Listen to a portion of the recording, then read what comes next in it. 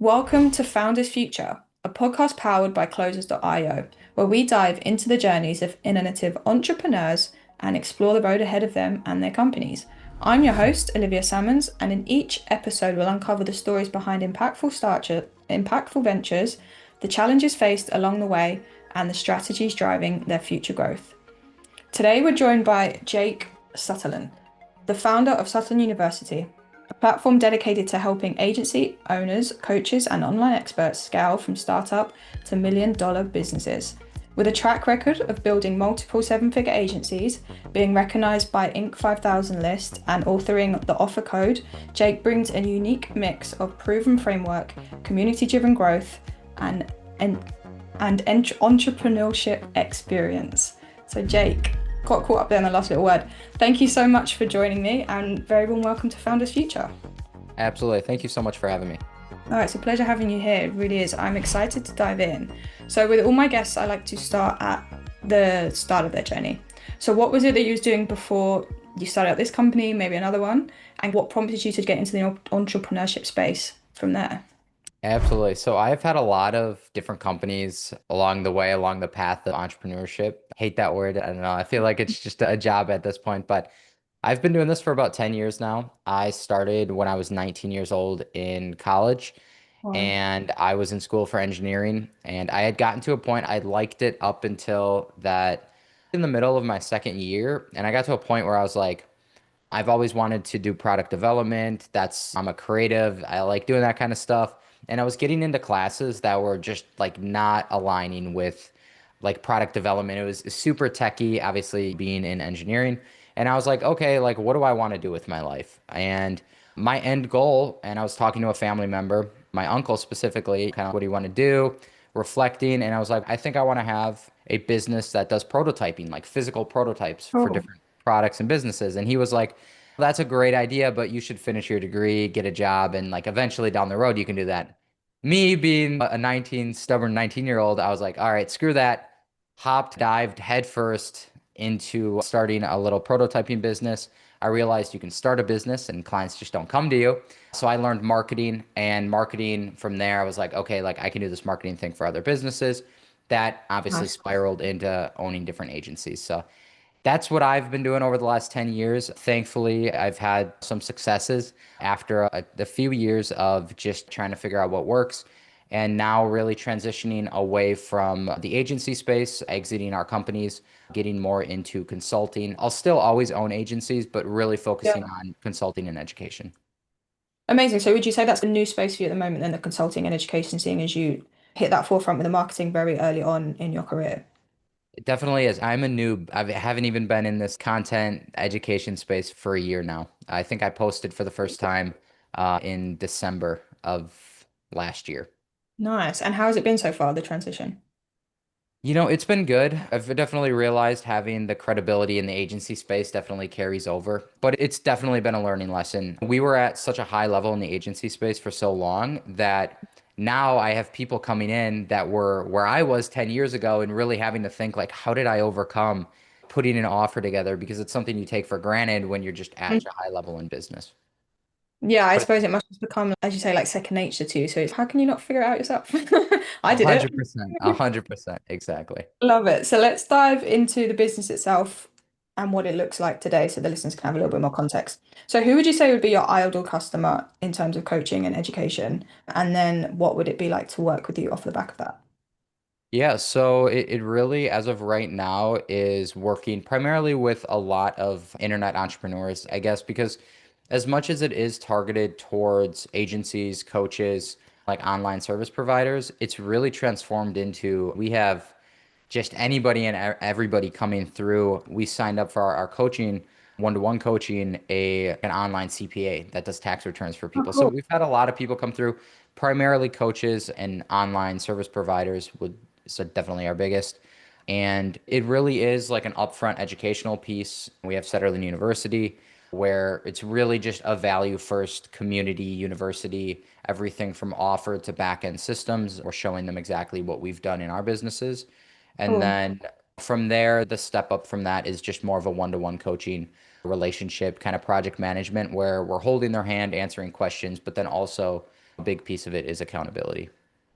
Amazing. And then, so I suppose, how do you go about finding or acquiring your current customers at the moment? What channels are you finding most effective for yourself? And I suppose, if anything you've drawn from your past marketing experience that you're really like honing in on using at the moment? For sure. So it's really all been advertising. That's the world I come from. That's how we scaled our agencies.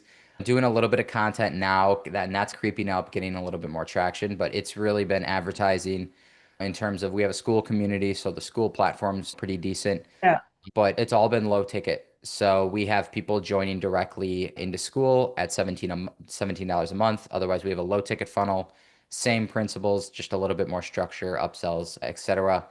We have some plans for other low ticket stuff in the future, but it's, not really been super like content forward as a lot of individuals are just because I don't come from that space. Yeah, amazing. So you have the, as you say, the funnel set up for the low ticket, and then I'm assuming the one-to-one coaching is more of a high ticket concept that you Exactly. pay off the back of that. Exactly. Yep. Pretty straightforward. Love that. And then I suppose in terms of how yourself, do you have a team that you work with at the moment that are helping you, or do you run the business yourself from the inside out? Yeah, so it's funny. I was just talking to somebody about that the other day. Why are you able to, because this business hasn't been around for a while. I've done the school group, but it's been like 3 months. We did 100K Okay, last nice. month. So it's one of those things like, why have I had success versus somebody else? And for me, I've taken every dollar that we've made from this and put it back into the business. It really is investing in like people that I trust that I feel like we can grow with. We have 3 coaches on the back end. We have a fractional sales team on the front. We have a marketing team that does all of our ads. A couple other team members. One of them's a community manager, some other individuals that do our support, fractional GHL support. So a lot of different Yeah. pieces that I've been able to plug in from my previous relationships and then new ones as well. Amazing. And then as yourself, do you work within the business as a coach, or do you just oversee everything that's going on at the moment and then working on your brand from the back of it?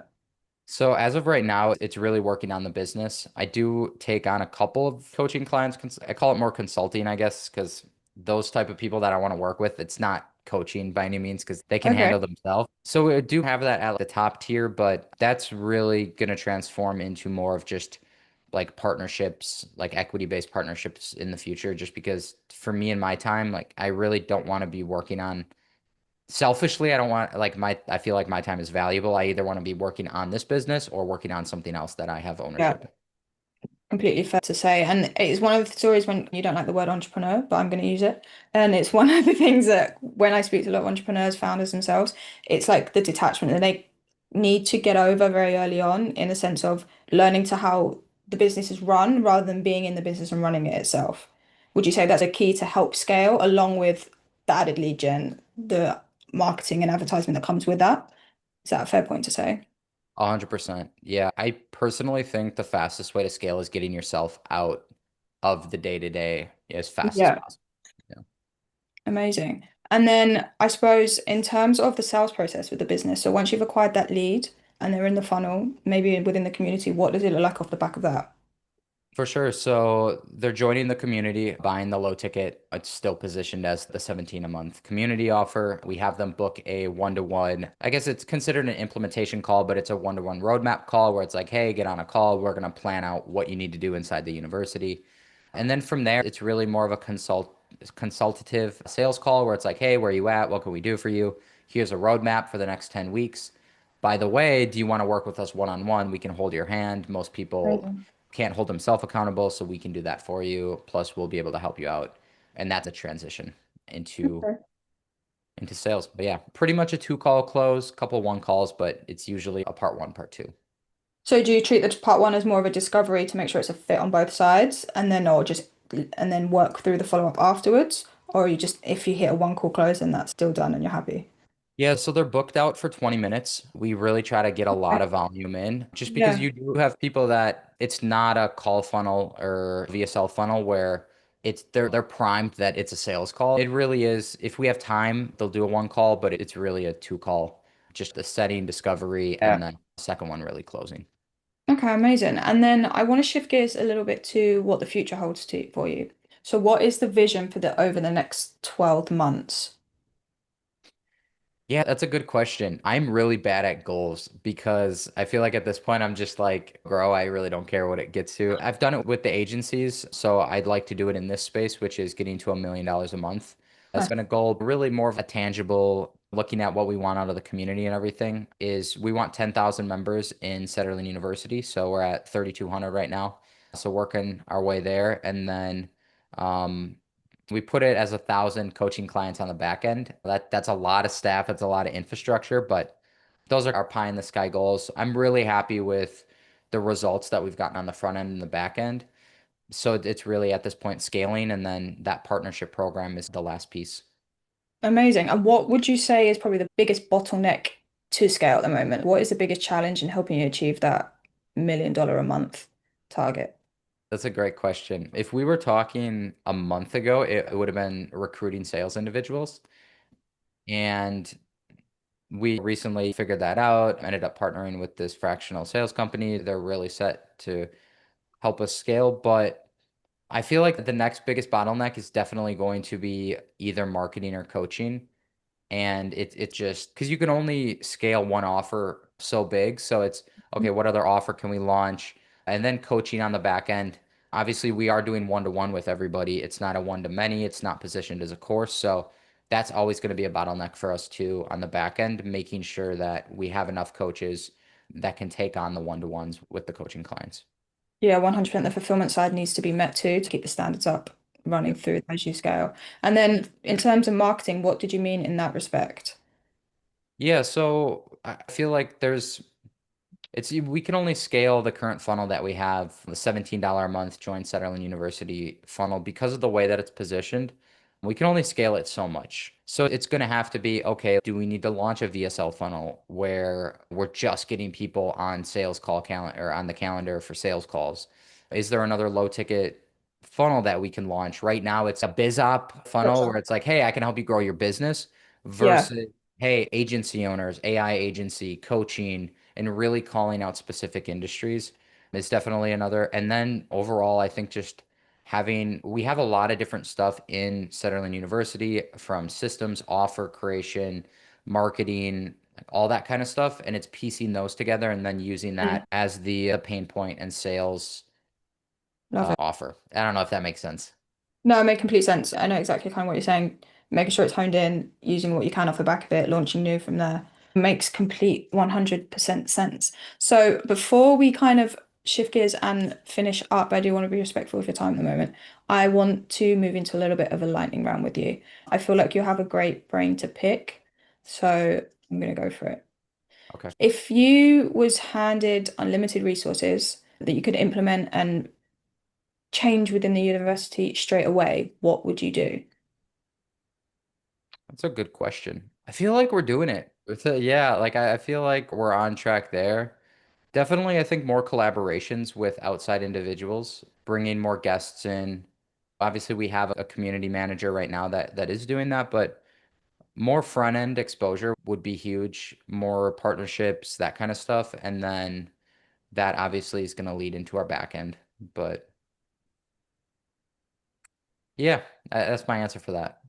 Cool, fair enough.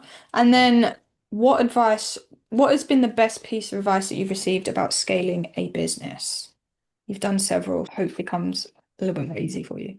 that's a good question. I can't really say that I've had really good advice. I feel like I just pick a little bit from everybody.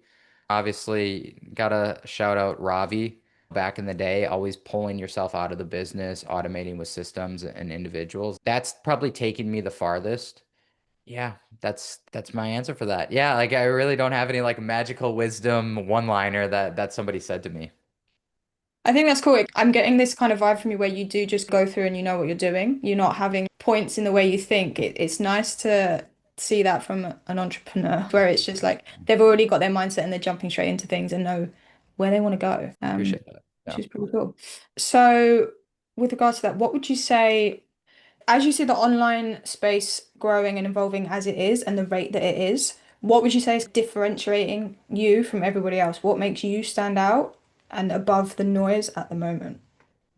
So in our marketing, we've definitely taken a stance of like anti-guru, where Okay. instead of super high quality videos and like content.